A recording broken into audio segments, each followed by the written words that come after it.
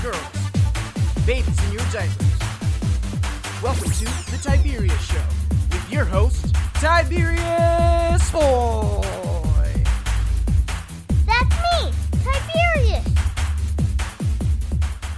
Today, we're going to talk about some very awesome stuff. We have a very cool video to talk about a book about a hamster detective, my Bones School Report, and we got a totally awesome guest. The one, the only, the amazing Tom Sells. Thank you for having me on the show, Tiberius. It's going to be great talking to you about soccer and investments. Those are two of my favorite subjects. Today, we're going to start off with the video game of the week, and this is going to be a hunting one. And now it's time for the video game of the week. Today's video game is Hunting Simulator 2. So this is a game on the Roblox platform. It was made by Hand Studios. Because it is on Roblox, you are able to play on a PC, Mac, Xbox, and even your cell phone. And it is free. First up, I have not been able to get my dad to try this game yet. But he did tell me that I can't use any real money on it. So you start off at a spawn with a stick. You enter the valley and go hunting with your stick. You hunt for animals and then you can sell them for money when your bag is full. Then you can use that money to upgrade to better weapons in a larger bag. You can also do upgrades in the shop area. You can use the money you earn from hunting as well as real money in Robux. But my dad will not allow me to use the real money.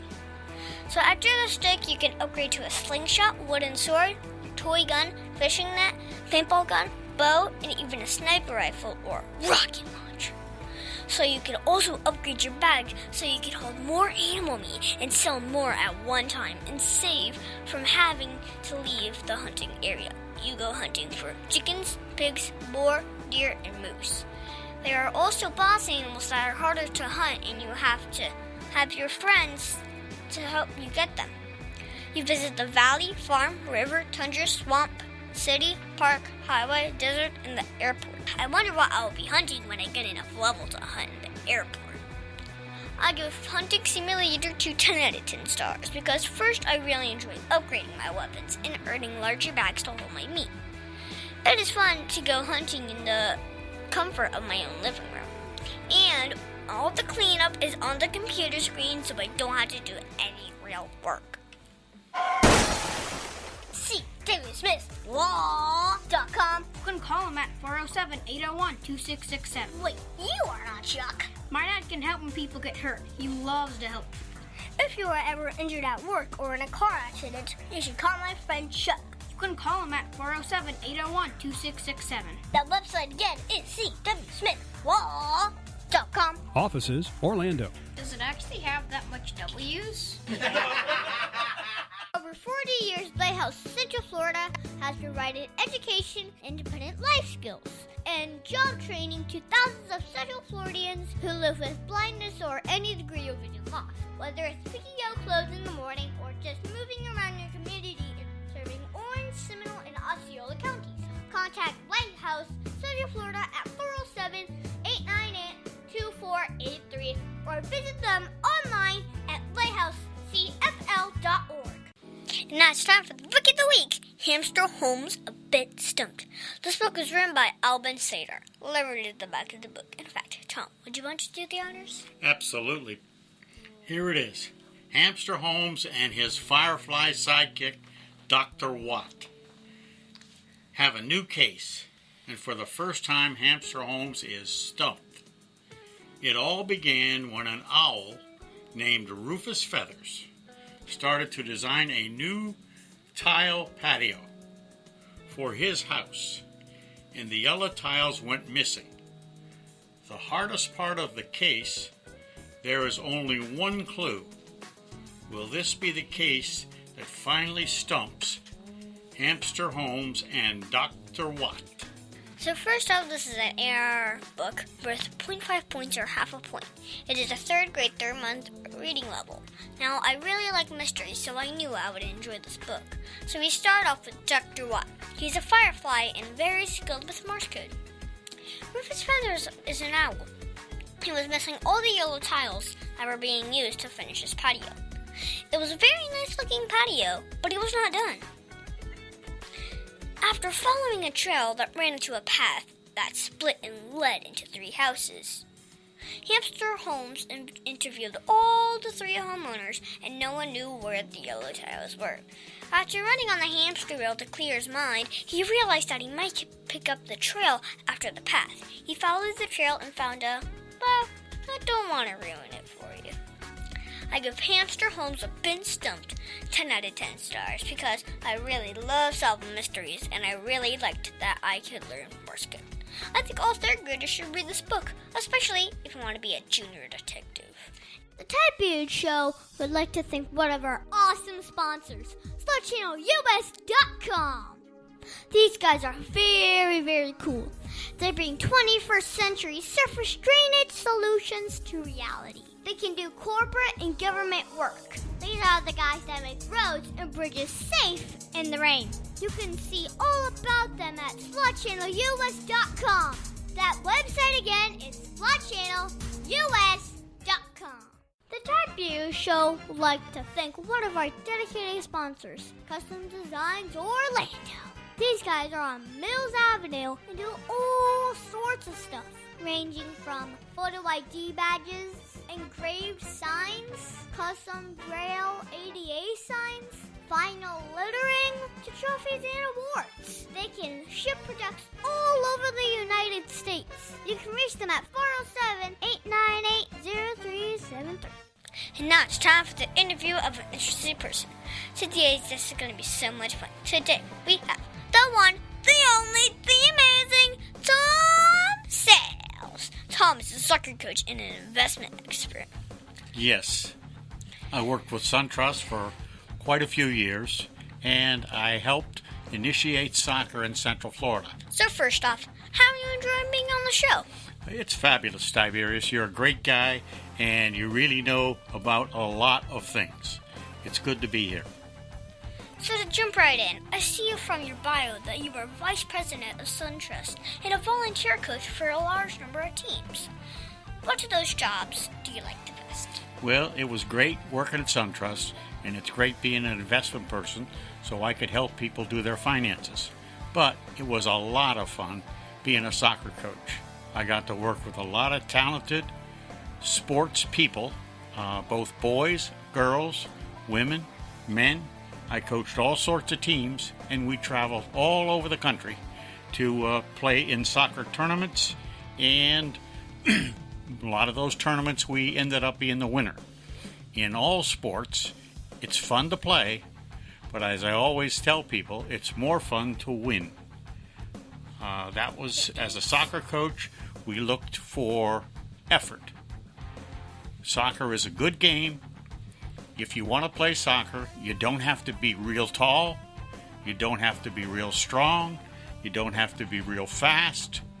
All you have to do is kick the ball and run around, and as time goes on, if you're 4 years old when you start, as time goes on, you're going to get better, and you're going to enjoy the sport. It's good for you, and it's good for all of the players who are involved in soccer. I see that you coached kids and adults. Which was easier to coach, and which followed directions better? Well, one of the interesting things is, a lot of times, the younger boys and girls that I coached, younger players, sometimes they got distracted. But for the most part, they concentrated on kicking the ball and running and doing the things that they were asked to do. And as they got older, they got to be better. They understood what they wanted to accomplish, and they worked really hard at it. Lots of the players played and practiced on their own time.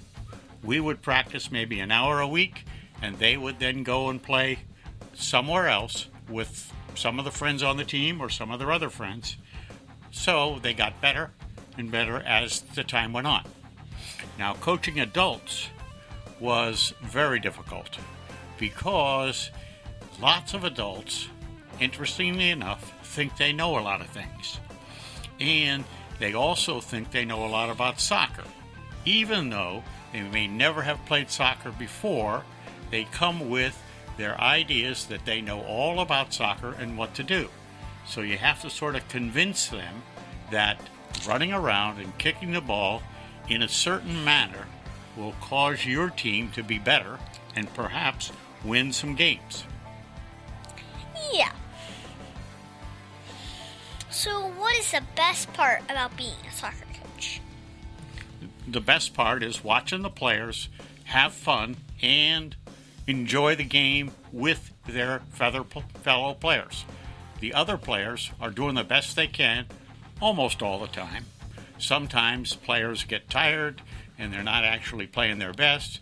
That's why you have more than the number of players on the field. In other words, typically a full-size soccer game is 11 players. Typically a full-size soccer team is 11 players, and you generally have 15 players, so that when a player gets tired, that player can come out, rest, get a drink of water, and then you put some other player in there. Players play as best they can all the time. So what is the coolest game that you ever saw, and what made it cool? The coolest soccer game that I ever saw? Well, as a coach, I had the privilege of winning the Florida State Championship 3 times with three different teams. The first team that I was coached was, those fields are gone now, as Central Florida has developed quite a lot. But the first game was down on Orange Blossom Trail, and we, as an under 10 team, that means the ages of the players had to be less than 10 years old, the under 10 team won the state championship. And we had scored 2 goals in that game, and the other team didn't score any goals. That was a great game. One of the other games that was fabulous was when we won I coached an under 16 girls team. These were fabulous soccer players, quite a few of them from Bishop Moore, Lyman High School, and Lake Mary High School, because I lived in the northern part of Central Florida. And we won the state championship over in Tampa. It was a very difficult game. The other team got ahead by 1 goal, and then we came back to score 2 goals and ultimately win the game and win the championship. That was just really exciting. Exciting for me and exciting for the rest of the players. Wow, that's cool. When you were a kid, what did you want to do when you grew up? Did you always know you were going to be a soccer coach? Absolutely not. I never played soccer as a kid. I played soccer when I joined the Indian Guides. I don't know if you ever heard of the Indian Guides, but the Indian Guides were part of the YMCA program, and they were designed to get boys and fathers to go camping and have a good time. When I was with the Indian Guides, the boys were about 5 or 6 years old. They wanted to do something, and the easiest thing for them to do was to get a soccer ball and get in a field and kick the ball around and run around and laugh and have a good time. So I decided that I would be interested in coaching that, and as leagues formed in Central Florida, we entered the leagues, and my oldest son, he was 5 years old at the time, and then 5 years later, when he was under 10, we won that state championship, mostly with the same boys. Huh? So what is the biggest award or championship that you won? The biggest championship we ever won was called the WAGS tournament. WAGS stands for Washington Area Girls Soccer, and it's a national tournament. Teams come from all over the country: California, Washington, D.C., Colorado, Nevada, and they also come from other countries like Colombia or Mexico, and they come to the WAGS tournament, and we were at the WAGS tournament. We went there several years, trying to win it every time, of course, and what happens is, if the other team scores more goals than you, you don't win, and when you don't win, you're eliminated. So we had lost several times. However, we kept on trying, and one year we actually beat everybody who came to the tournament, and it was a really great win for us.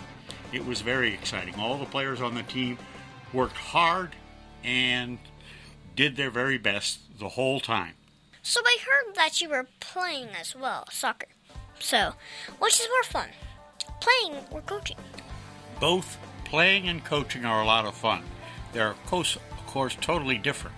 When I was playing, it was fun to have good players playing with me who could run and kick the ball. And lots of times they scored goals and I would be a defender, which is what I played mostly, was defense. And that was trying to keep the other team from scoring on our goal. Now, as a coach, coaching was trying to get my players to do what I thought was best on the soccer field. And that was scoring goals and keeping the other team from scoring goals, kicking the ball and running very fast, and continuing to do that throughout the whole game and concentrate so they could play with their players and their other teammates. And it's a team game. You just don't play by yourself. You have to have a team. So coaching and playing are a lot of fun. So, what was the first job you ever had? The first job I ever had? Well, it's hard to say because the very first job I ever had was delivering newspapers back a long, long time ago. I delivered newspapers around the block and got people in the area to sign up to get the newspapers. Back when newspapers were popular, there was 3 newspapers every day. So people could sign up for 1 or 2, usually a morning paper and an afternoon paper. And it was fun. So was there anything you learned from that job that helped you to be a better soccer coach? Yes. You have to be on time and you have to pay attention to what you're doing. People, when they participate in any kind of activity, if you say you're going to be there at 4 o'clock, they want you to be there at 4 o'clock. They don't want you to come there at 5 o'clock or play around. And in the morning, it was even more difficult because you had to go get the newspapers in the morning, say 6 o'clock in the morning. And when you're young, say you're 8 years old, you don't really want to go 2 miles to pick up the newspapers and then come back and start delivering them. Because I lived in Pittsburgh, Pennsylvania, which was very cold. So you would have to walk down, get the newspapers, come back and deliver them. And all of that had to be on time. People wanted to get their newspapers before they went to work.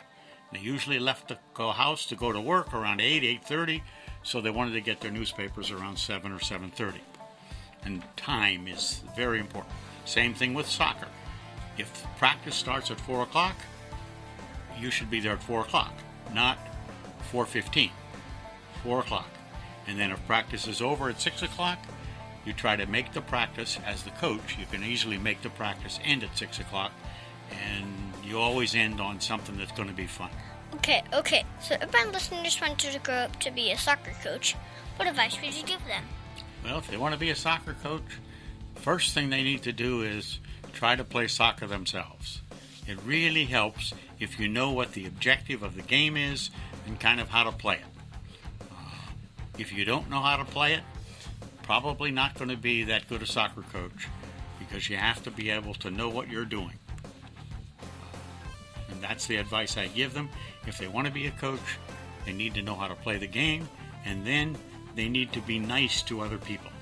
They need to pay attention to what other people have to say, and they need to also make the soccer practices fun.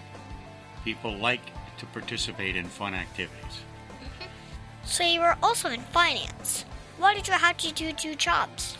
Well, I had 2 jobs. I didn't consider coaching soccer a job.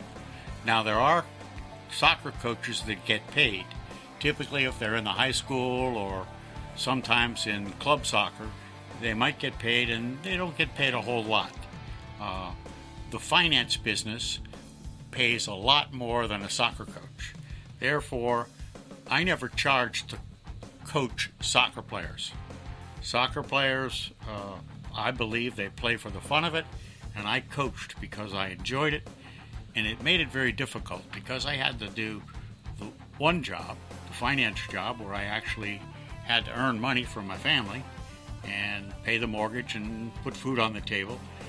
That job took all day, early in the morning until in the evening. And then I would go to soccer practice. And at soccer practice, lots of times it was very difficult to get to soccer practice on time because I might be in some other part of town. I might be in Melbourne and soccer practice might be in Lake Mary, and it was very difficult to do all of those things at the same time. But I never asked the soccer players for any money. I thought it was better that they played for the fun of it. What was the biggest mistake you ever made, and how did it change you as a person? One of the biggest mistakes I ever made, I hate to tell you this, but I probably made lots of mistakes. Typically, if I want to know a mistake, I generally ask my wife. She knows for sure if I ever made a mistake or not. Now, I can also ask, I have 2 boys, and I could also ask my 2 boys if I made a mistake. And I don't consider any of them very big mistakes. I always tried to do my best for my family and for my teams. What is the one question that you think I forgot to ask you? Well, you forgot to ask me if I'm real happy. And the question is, I am very happy. Okay. I did a lot of things and accomplished a lot of things. And when you get older, you like to look back and think that you made a difference in other people's lives. And I did that. Thank you so much, Tom, for being my special guest. Can you stick around for Math Corners? Absolutely. I love math. Mid-State Fire has been providing top-quality fire equipment services for 3 generations to the Central Florida area. Don't wait for an emergency to repair. Call Mid-State Fire today at 407-246-8855.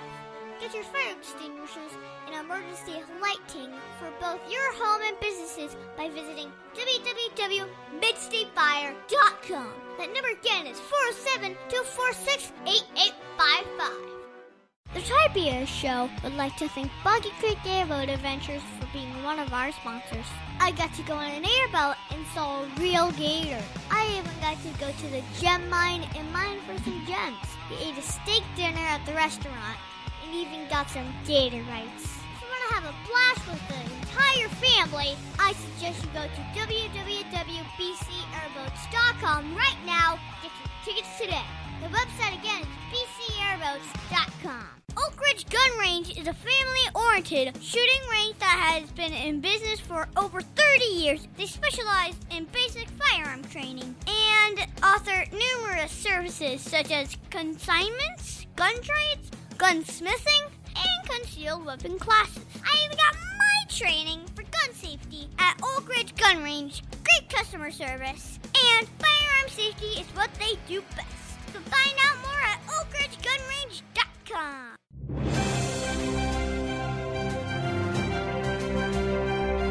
Get ready, it's time for the Bowling Score Report.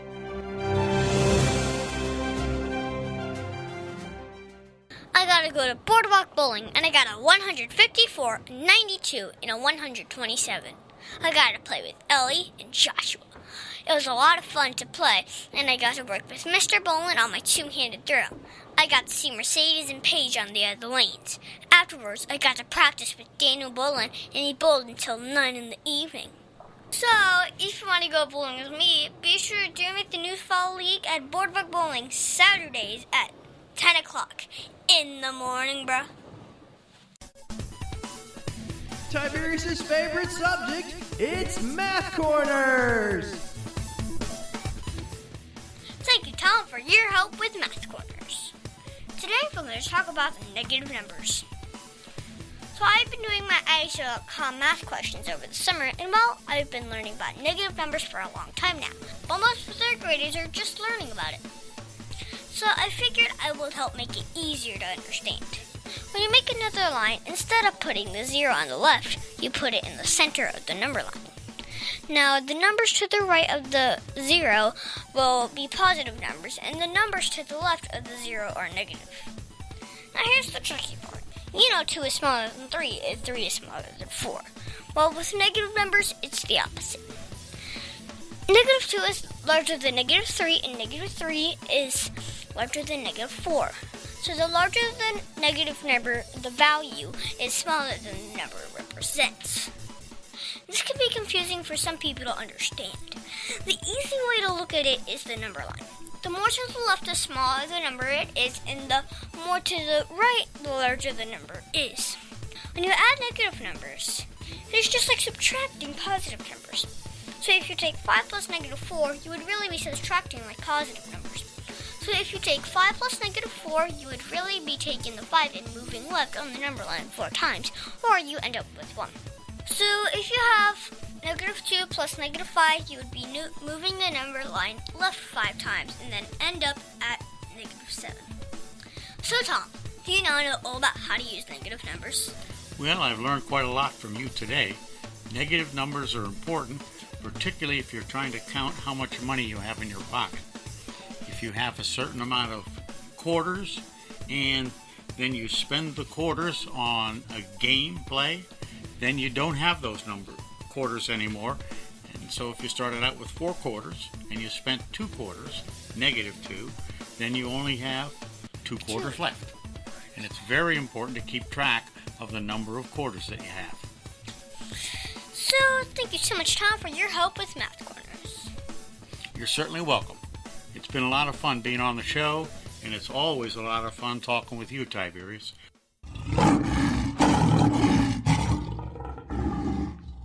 And now it's time for Heart of a Lion.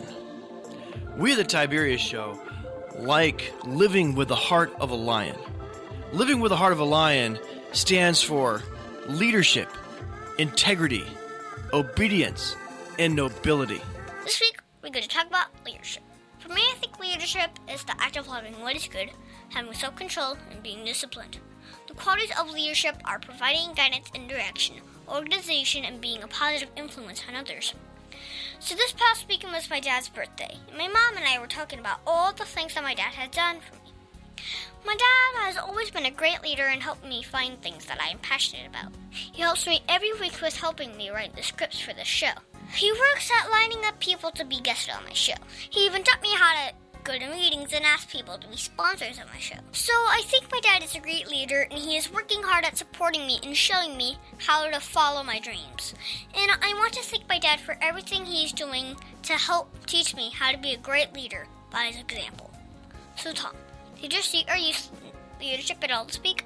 Yes, leadership is a very important quality. And lots of times people say you lead by example. You also lead by what you say to people and the way you act. If you're a leader, people know it. If you're not a leader, then you don't know what to do when certain things come up. I've always been fortunate that I've been a leader all my life.